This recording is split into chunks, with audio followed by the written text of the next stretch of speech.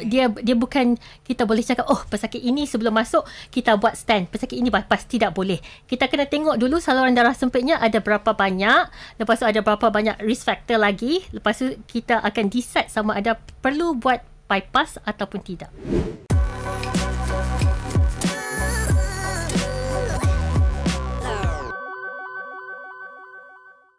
Nah kemudian sampai di rumah sakit itu biasanya kalau yang saya tahu ya penanganan untuk serangan jantung ada yang dikasih ring gitu ya, kemudian ada juga yang di bypass. Nah bedanya apa nih antara ring dan bypass? Terus seberapa banyak nih boleh ada ring dalam tubuh kita gitu? Kayak ada tetangga saya yang pasang ring, besok pasang lagi, kapan pasang lagi, kok banyak banget ringnya dalam tubuh itu.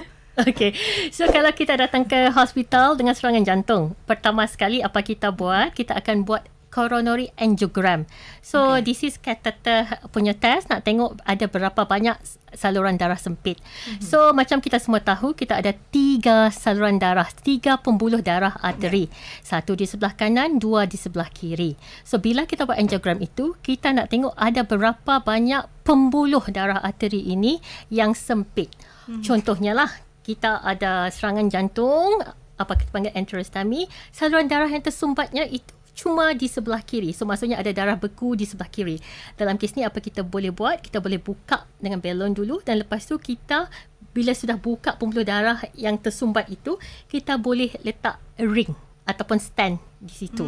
Okey. So dia bergantung sama ada kita buat keputusan sama ada untuk pasang ring ataupun untuk refer pada bypass. Yang ini bergantung kepada jumlah saluran darah yang tersumbat. And sama ada saluran darah itu yang tersumbat itu simple boleh dibuka dengan ring ataupun kena perlu kepada pakar bedah.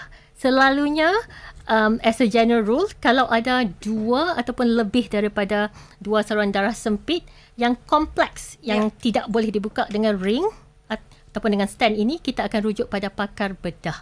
Itu biasanya di mana tuh yang nggak boleh dibuka? Yang enggak, selalunya bergantung pada dia punya kompleksitinya. So selalunya contohnya lah, kalau katakan saluran darah di belah kiri dan belah kanan tu ada banyak tempat-tempat yang sempit-sempit, and then lepas tu pesakitnya ada kencing manis. So dalam kes ini mereka akan long term prognosisnya lagi bagus kalau mereka buat bypass. So dalam kes ini selalunya kita akan tengok pada patient punya profile, dan lepas tu bergantung pada kesukaran ataupun berapa banyak saluran darah sempit itu, kita akan buat keputusan sama ada perlu untuk bypass ataupun tidak.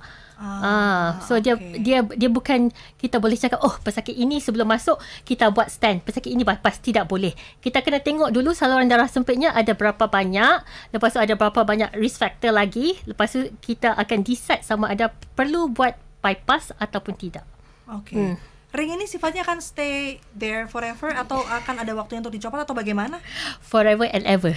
Wow, aman berarti ya ring ini. Iya. So apa yang berlaku selepas kita letak ring itu, kita akan nasihatkan kita punya pasien untuk ambil ubat yang kita kasih lah. 2 jenis ubat cairkan darah selama setahun, dan lepas setahun itu kita boleh stop salah satu ubat cairkan darah itu. Selalunya kita akan stopkan the Plavix ataupun ubat berlintah dikagrelol, dan kita akan pastikan pesakit untuk ambil aspirin selama-lamanya, dan ubat kolesterol juga. Dan ring stand itu akan ada di saluran darah itu selama-lamanya. Yang paling penting adalah jaga all the risk factor. So maksudnya kencing manis kena kontrol bagus, tekanan darah tinggi kena kontrol bagus, okay? Kolesterol pun kena kontrol bagus juga. Sebab kalau tak kontrol any of these risk factor, apa yang berlaku adalah saluran darah itu boleh sempit balik, boleh sumbat balik. So itu yang paling penting. Karena suka ada pasang ring lagi gitu ya, karena dia mungkin tidak rutin untuk mengontrol.